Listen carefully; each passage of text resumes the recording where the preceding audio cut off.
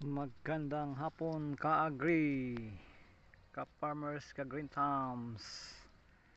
Magandang hapon sa mga ka-subscriber dyan, mga followers, mga FB friends.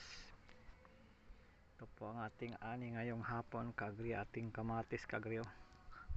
Mahigit 2 timba ka-agri ang ating harvest ka-agri. Kamatis ka-agri.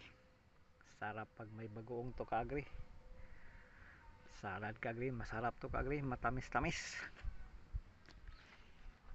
Talaga ating ani ngayon. Thank you Lord sa blessing na imong binigay sa amin, Lord. Dami Lord, oh. Ang lalaki pa, Lord. Ito po, oh, grabe. Daming kamatis ka-agri.